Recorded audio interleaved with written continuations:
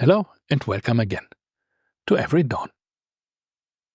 Now, when we talk about controlling our virtues in order to reach eudaimonia or flourishing, which is what Aristotle is saying we should be doing, then sometimes the question is, but how can I control my feelings?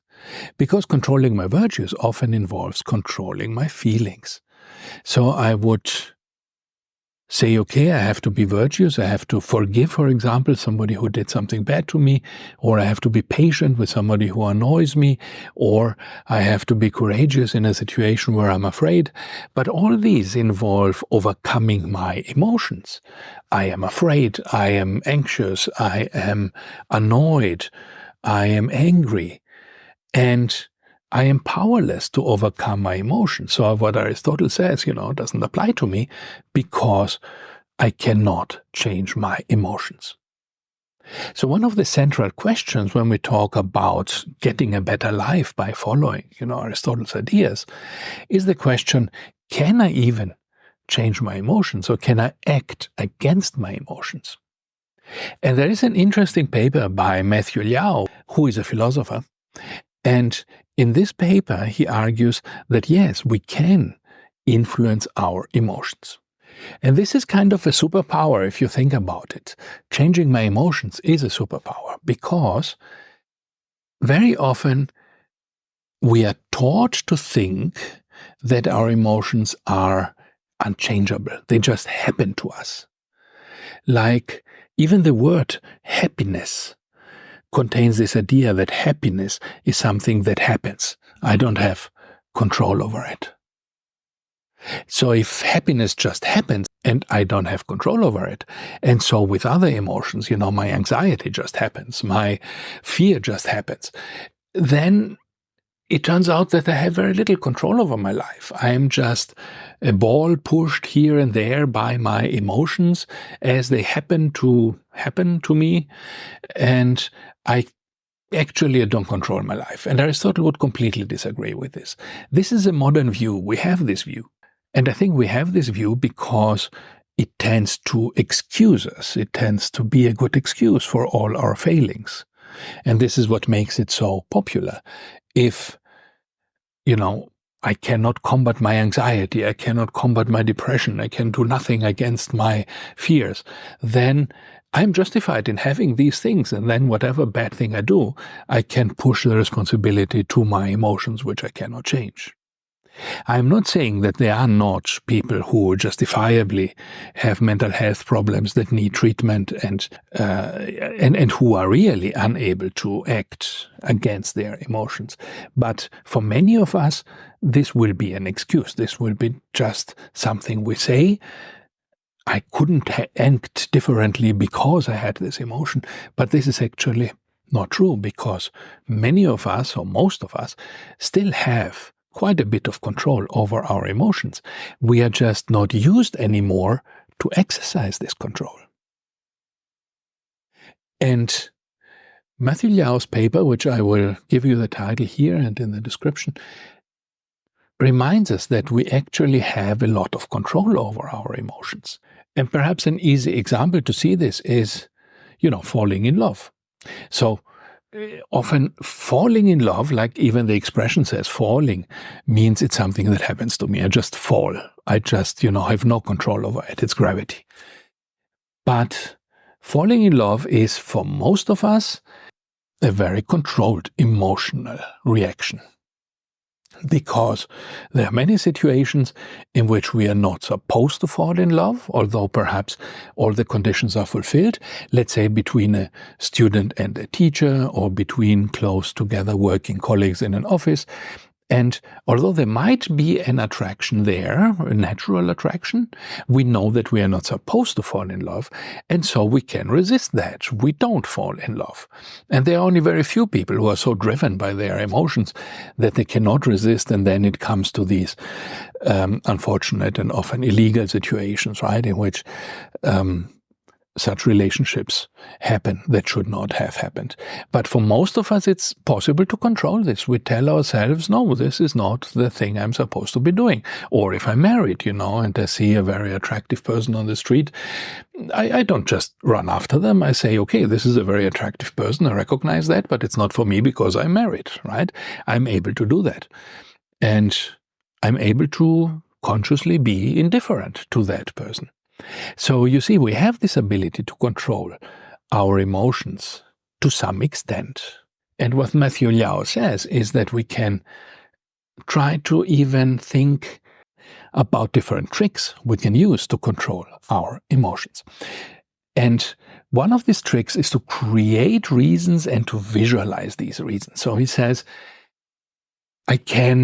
when I see, let's say, an attractive person on the street, I have to remind myself that I am married.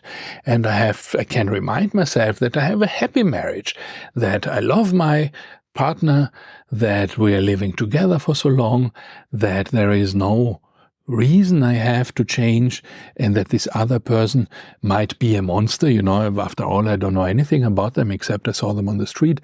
So this might be a horrible person that would annoy me terribly if I were together with her. And so this is why I can create these reasons, I can visualize them, I can visualize a good life with my partner now, and I can visualize a horrible life with this new person, and this will help me make the right decision. And this is in my control. In this way, I can control my emotions. Similar, I can reflect on reasons. I can try to make a list of reasons why I should not fall in love with this person, right? I can make a list of reasons why this should be the case or not be the case. So this is a colleague, this is forbidden, this is bad, this is, will lead to all sorts of problems and so on. And by reflecting on these reasons for a while, consciously, I can again make it easier for me to act in the right way. And finally, I can cultivate particular emotions, sometimes with the help of external supports.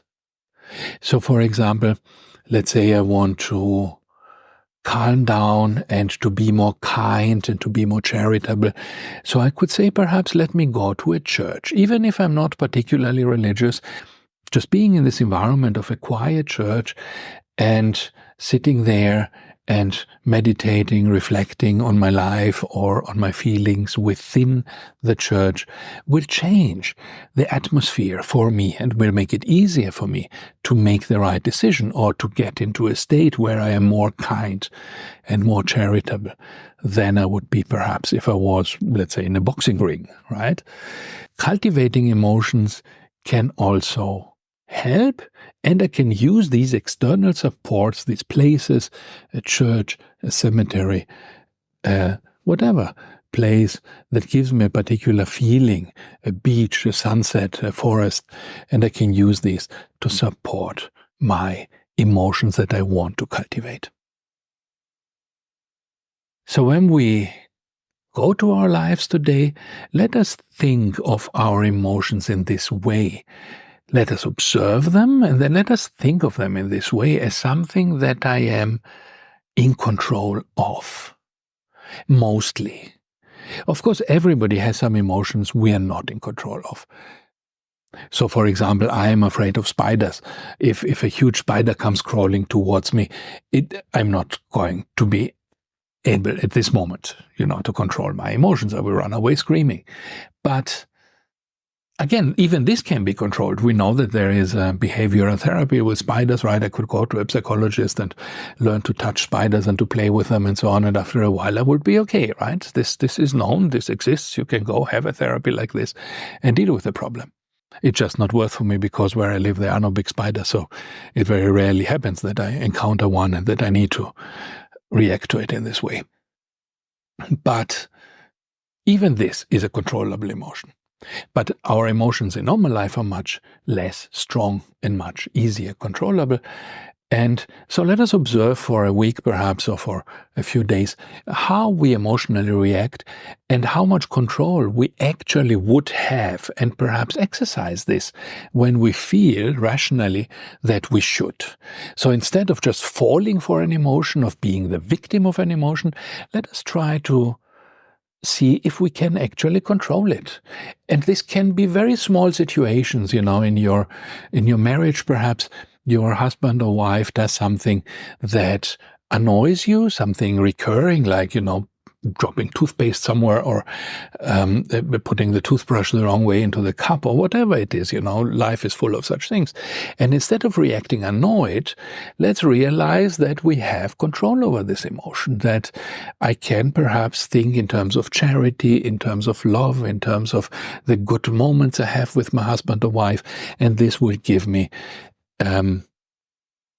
the strength to control this emotion, and perhaps to say, oh, look, this is a thing he did or she did, which is something that used to annoy me, but because I love this person, I'm willing to accept this. I'm okay with that. I'm not going to react in a negative way to it. And therefore, we can now both flourish, and we can both have a happier life together. So again, it's not about just making myself into a victim. It's about realizing that together we can flourish better. So if I give up my bad emotional reaction, I'm going to create a situation in which both of us are going to have a better life. And that's it for today. Thank you, and see you next time. Bye-bye.